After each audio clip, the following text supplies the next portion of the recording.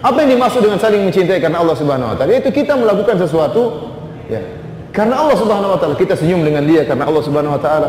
Kita undang dia makan karena Allah Subhanahu wa taala. Kalau dia datang kita jamu, kenapa? Karena Allah Subhanahu wa taala. Itu artinya makna saling mencintai karena Allah, bukan karena zat orang ini.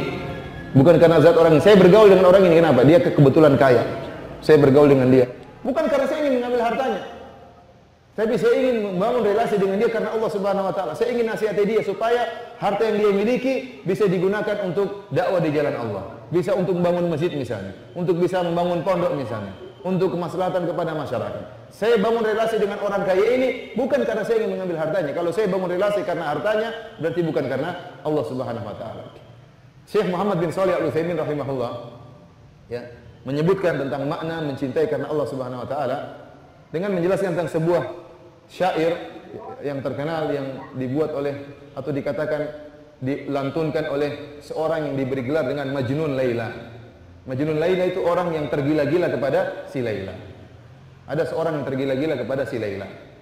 Maka dia bersyair, dia berlantun syair, dia mengatakan amurru ala diyari diyaru Laila uqabbilu dzal jidari wa dzal jidari wa ma hubbu diyari syaghafna qalbi walakin hubbu man sakana diyar. Kata dia, aku melewati kampungnya si Laila. Ya mungkin Laila di Boyolali misalnya. Aku melewati kampung Boyolali, kampungnya siapa? Si Laila.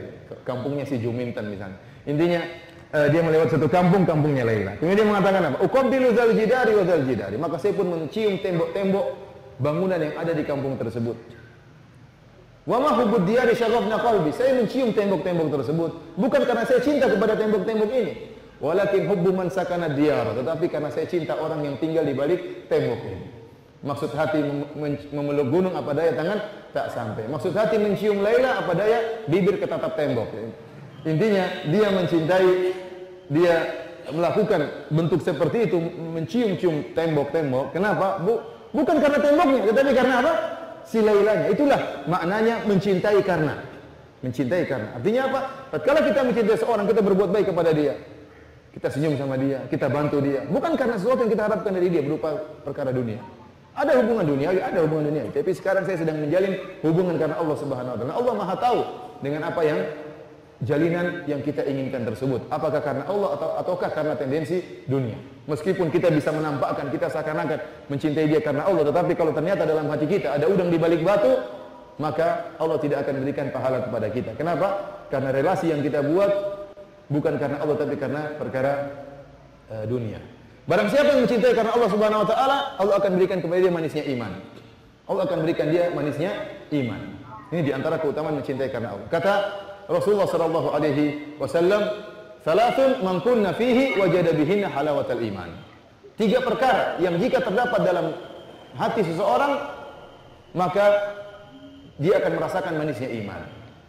Di antara 3 perkara tersebut kata Nabi sallallahu alaihi wasallam, wa alla yuhibbal mar'a wa an yuhibbal mar'a la yuhibbuhu illa lillah.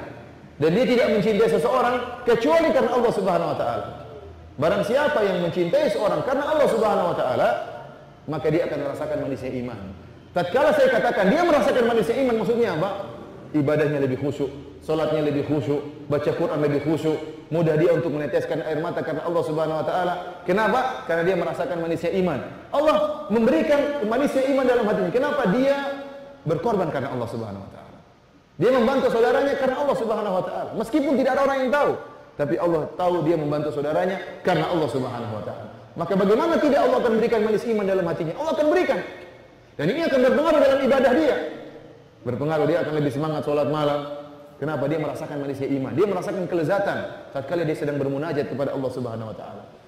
Kenapa? Karena dia telah berkorban kepada saudaranya karena Allah Subhanahu wa taala.